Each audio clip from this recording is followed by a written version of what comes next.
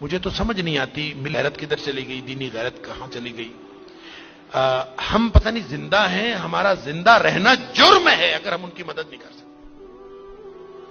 ایسی کوئی بے حس اور بے غیرت قوم بھی کبھی ہوئی ہوگی؟ ہم نے تاریخ میں بے غیرتی کی بڑی داستانیں سنی ہیں۔ اللہ تعالیٰ قرآن میں فرماتا ہے وَمَا لَكُمْ لَا تُقَاتِلُونَ فِي سَبِيلِ اللَّهِ، اب تمہیں کیا موت پڑ گئی ہے، اب کیوں نہیں لڑتے تم اللہ کے راستے میں؟ وَالْمُسْتَضْعَفِينَ مِنَ الرِّجَالِ وَالنِّسَاءِ وَالْوِلْدَانِ الَّذِينَ يَقُولُونَ رَبَّنَا أَخْرِجْنَا مِنْ هَذِهِ الْقَرْيَةِ ظَالِمِ أَهْلُهَا، پوری دنیا پر ظلم کی داستانیں ساری دنیا دیکھ رہی ہے۔ مسجد اقصی کو آگ لگا دی گئی ہے، ہماری بچیوں کو، بہنوں کو، بیٹیوں کو وہ اپنے گھٹنے کے نیچے لے کے بیٹھے ہوئے ہیں، تصویریں سوشل میڈیا پر شیئر ہو رہی ہیں، بچے چھوٹے چھوٹے قتل کیے جا رہے ہیں، کسی کو غیرت نہیں آ رہی۔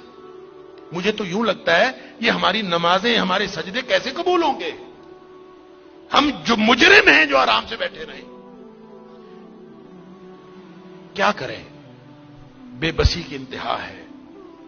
میرا دل یہ کر رہا تھا کہ میں پاکستان کے جو حکمران ہیں، اگر 58 اسلامی ملکوں کے حکمرانوں کو تو ہم کچھ نہیں کہہ سکتے، اپنے ملک کو حکمرانوں کو تو کچھ کہہ سکتے ہیں کہ حکمرانوں اور فوج کے سپہ سالاروں، اگر تم ان کی مدد کر سکتے ہو تو کرو، ذمہ داری تو تمہاری ہے۔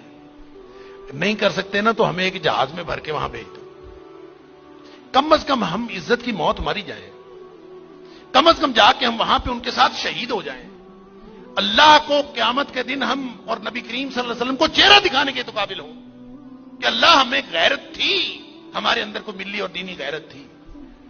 تو دعائیں ہو رہی ہیں، وہ کوئی کہہ رہا ہے کہ اللہ تو کو ابابیل بھیج دے اور ان کی مدد کر دے، کوئی دعائیں کر رہا ہے، کوئی دعائیں کر رہا ہے۔ اس طرح کے لوگوں کی دعائیں اللہ قبول کوئی نہیں کرتا۔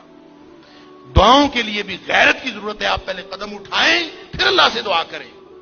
وہ بیچارے ساری ساری رات وہ لڑتے ہیں ان کے سامنے، دعا تو ان کی ہے، اور اللہ نے یہ آزمائش میں سمجھتا ہوں ان کی نہیں ہے، وہ تو جنتی ہیں، وہ تو انشاءاللہ بخشے ہوئے ہیں۔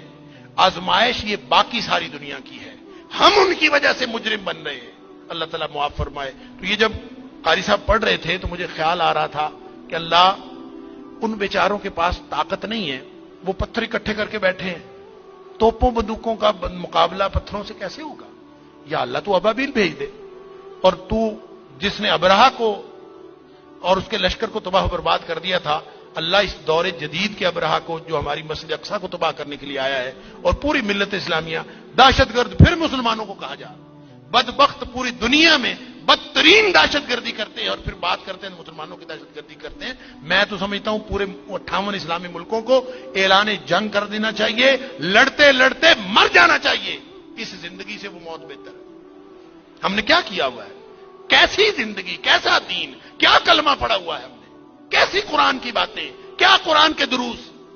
ہم یہاں سکون سے بیٹھے ہیں، پنکھے چل رہے ہیں، موج میلہ پانی پینے کو مل رہا ہے، نماز آرام سے پڑھ رہے ہیں، سجدے آرام سے کر رہے ہیں، وہاں ہماری بہنیں بیٹیاں لٹ رہی ہیں۔ کہاں گئی غیرت ہماری؟ انا للہ و انا الیہ راجعون۔ مجھے تو یوں لگتا ہے کہ شاید یہ ہمارے آرام سکون سے کیے ہوئے سجدے بھی کہیں جرم نہ بن جائیں۔ اللہ تعالی ہم سب کو معاف فرمائے۔